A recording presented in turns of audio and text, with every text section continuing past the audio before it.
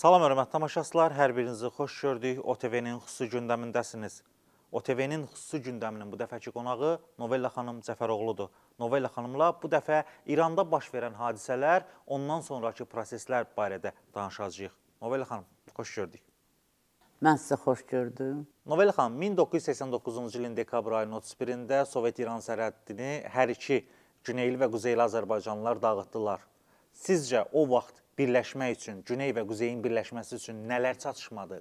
O incə nüans nə idi? Çünki o zaman Rusiya çox qüvvətli idi. Baxmayaraq ki, Qarbaçov hər şeyi qırıb eləmişdi. Bircə günün içində, baxın görün, bir dənə ermənini balkondan atmaqla özləri elədilər onu. Özləri elədilər, bizimkilərin əli ilə. O yanvarda nə qırğın elədilər, Azərbaycana girib nə təri qırğın elədilər. Gördünüz siz onu da. Poэтому ora o şeyi açmaq lazım idi. O lazım idi onlar üçün. Novella xanım, İran prosesləri fonunda Güney Azərbaycanlıların xaricdə yaşayan kəsimi aktivləşib, Mahmud Əli Çöhrəqanlı və digərləri. Sizcə Mahmud Əli bəy və digərləri xaricdən qayıdıb, molla rejimi çökərsə təbii ki, yenidən İranda siyasi fəaliyyət göstərə bilərlərmi, hətta müxalifət ola bilərlərmi? Ola bilərlər, niyə ola bilməsinlər? Mən elə gözəl insanlar tanıyıram xaricdə, Amerikada, xaricdə. Mən bizimkilərdən həmişə o bizim diasporaya deyirəm ki, heç birisi onların gücündən istifadə eləmir, heç birisi.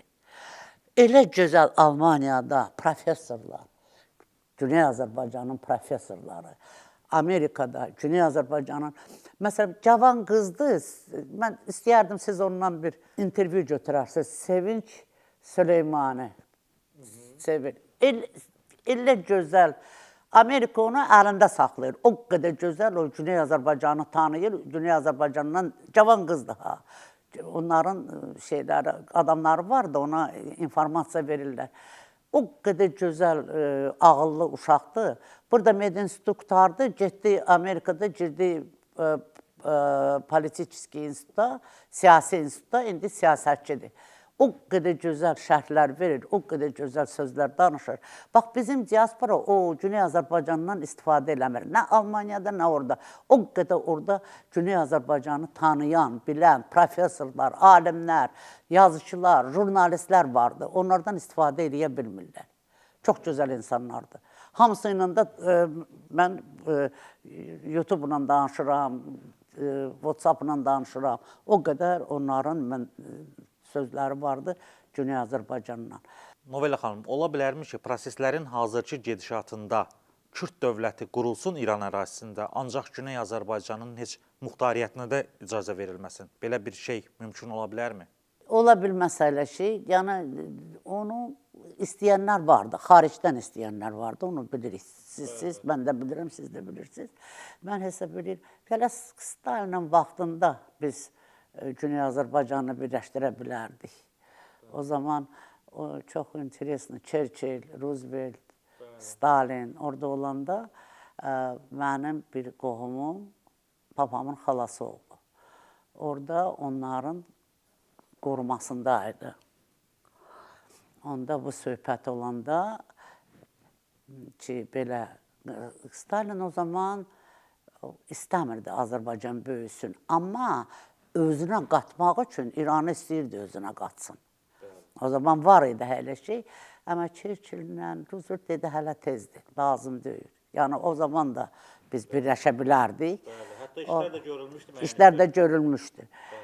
O məsələni mənim atamın xalası oğlu sonra Naxçıvanda işləyəndə, nəsə deyəndə onu bir gündə aradan çıxartdılar. Yəni, o zaman yasaq oldu o söhbət ki, sən üçlüyün içərisində olan söhbət idi. O da onların elə bir ki, qoruması idi, içəridə idi. Əgər Birləşmiş Ştatlar İran ərazisinə müdaxilə eləyərsə, o zaman Azərbaycan Respublikasının sərhədləri üçün hansı təhlükə yarana bilər? Söhbət Güney Azərbaycanlıların Azərbaycana və Türkiyəyə axınından gedir. Yəni bizim sərhədlərimiz üçün hansı təhlükə mövcuddur? Mən o axından da istəmirəm. Axın olmağı da istəmirəm. Sonra İsrail mən bilirəm ki, heç məsələn istəmir belə çox müdaxilə eləsin. Çünki bilir ki, onun adamları öləcəkdir da, ona lazım deyil. O istəyir ki, İran sakit bir dövlət olsun. Mən İsrailin o istəyini bilirəm prosta ki, Hizbullah olmasın, Hamasa pul verilməsin. Yəni öz təhlükəsizliyini qoruyur. Yəni onu 100% bilirəm ki, onların İsraildə hər bir insana dəyər verilir. Hər bir hərbiçiyə dəyər verilir. Bir dənə saldatdan 10.000 Fələstin buraxır o. 10.000 Fələstin bir dənə saldatı götürmək üçün. Yəni ondan insana dəyər bu qədərdir İsraildə. Onun üçün mən hesab eləmirəm ki, İsrail istəyər müdaxilə eləsin savaşma ilə, nə ilə. Amma İranın çökməsini istəyir ki, demokratik dövlət olsun. Çökməsin nəyi? Demokratik dövlət olsun. Hamımız nə istəyirik, onlar da onu istəyirlər. Çox adamla danışmışam orada. Deyir ki, bizim də İranla nə, harda İran, harda biz, bizim ondan nə bölüşümüz vardı. Hizbullahı göndərməsin, Hamasa pul göndərməsin. Yəni belə bir terrorist qruplarının yox olmasını istəyirlər onlar. Onun hesabına mən bilirəm ki, parçalamaq hələ ki İranı istəməməliyik bizim özümüzdə. Parçalanmasın. Parçalanmasın. Dövlət kimi dursun orada. Sonra baxarıq. Biz zaman hər şey dəyişir də. Nobela xanım, hadisələrin gedişatı, yəni İrandakı etiraz aksiyaları göstərdi ki, aksiyaların vahid lideri yoxdur, ona görə də konkret nəticələr əldə olunmadı. Əgər gələcəkdə hər hansı bir lider ortaya çıxarsa və nəticələr əldə olunarsa, İran rejimi çökərsə və yerində demokratik İran Respublikası qurularsa, bu Fələstin üçün, gələcək Fələstin dövləti üçün nə demək olacaq? Fələstin üçün də, Fələstində də nə istəyirlər? Fələstində də demokratik dövlət qurulsun da. Demokratik dövlət qurulan yerdə müharibə olmur, qurban sizə. Demokratik, bax, ondan qabaq Yasər Ərəfət idi də. Yasər Ərəfət milyardlarla pul aldı. O millətinə nə elədi? O millətə ev verdi, o millətə yemək verdi, o millətə ac saxladı. Öləndən sonra onun ingilis arvadı idi, milyardları götürdü, apardı özüylə. Yəni budur Fələstinin. Fələstinə nə qədər pul verilir, hələ o qədər də İsrail verilir. Hələ İsrail onlara az verilir, onlara çox verilir. Nətər olur ki, məsələn, İsraildən onların müharibədən qabaq, onların yeməyə gedirdi. Yağı, südü, hər şeyi İsraildən gedir. Siz onu bilirsiniz. Fələstin, ömür billahı Fələstinə onlar hər şey verir. Demirəm, pulsuz verirlər, pulla verirlər, amma bunlar verirdilər. Nəyin əski idi sənin? Bilirsən, çalışmaq lazımdır hər dövlətinlə dil tapıb qırğın eləməməkdə millət. Böyünləri İranda sən görürsən, nə qədər insan nə müdaxilə İsrail eləməyib, nə müdaxilə Amerika eləməyib, düzdür? Nə qədər insan ölübdür. Deyir, morqun qabağı doludur insanla. Morq yerləşdirə bilmir o insanları. Niyə? Sənin sözün olmasın, başçı yox idi. Deməli, ideologiya üçün getməyiblər bunlar. Molla rejimi çox güclüdür. Burada sadəcə o aclıq məsələsi var, iqtisadi məsələdən ötəri qalxıblar. İdeoloji məsələ ortalıqda yoxdur hələ. Eşitmişsin, sən özün deyirsən də, ideoloji lozunq olmadı, ideoloji mənim sərbəstliyim olmadı. Yəni, ancaq budur, bir də, məsələn, qadınlar deyə bilərlər ki, mən çadıranı atıram, mən çadırasız gəzəcəyəm. Kim istəyir çadıra ilə gəlsin, kim istəmir gəzməsin. Belə azadlığı istəyirlər. Amma belə ideoloji ki, mən belə dövlət qurmaq istəyirəm, mən belə dövlət istəyirəm, hələ ki bir dənə lozunq oradan eşitmədim. Vasaqlıç bizə gəlib çatmayıbdır. Bəlkə də olubdur, biz görmürük onları. Nə əllərində plakat görmədik. Axı, hər şey bağlıdır. Onun üçün də molla rejimi çox güc, həmin gücü ondadır, o vuran gücü ondadır. Bütün o ofitserlər, zatlar hamısı onun əlindədir də. Hazırki proseslərdən ortaya çıxan nəticə odur ki, inqilab, yəni etiraz aksiyaları hər hansı bir proseslə nəticələnmədi. Deməli, yaxın vaxtlarda İran molla rejimi, hazırki rejim daha da sərtləşəcək. Etiraz aksiyalarını daha sərt şəkildə boğacaq və bundan sonra nələr olacaq? Yəni, bununla bağlı fikirləriniz nələrdir? Mən hesab edirəm ki, ayrı cürə müdaxilə edə bilərlər. Embargo var idi da, qoymuşlar onu, neftinə embargo qoymuşdular.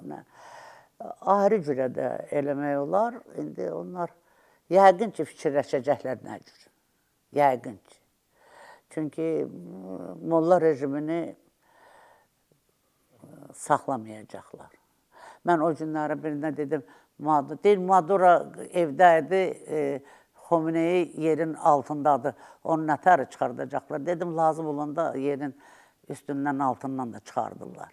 Yəni, ancaq belə, ancaq onu yox eləməklə o rejim çökə bilər, ancaq. Novel xanım, istənilən halda İran bizim cənub qonşumuzdur, güneyimizdədir və güney qonşularımızla bağlı ən səmimi arzularınızı soruşmaq istəyirik. Onlar həm də bizim din qardaşlarımızdır, bəzi hallarda kök qardaşlarımızdır. Fikirlərinizi almaq istəyərdik. Valla, естественно, istəyirəm ki, Güney ilə Quzey birləşsin. Onu da zamana ehtiyacı var. Mən indi deyə bilmərəm heç nə. Amma çox istəyərəm. Sözsüz ki, çox istəyirəm. Ki, biz birləşək.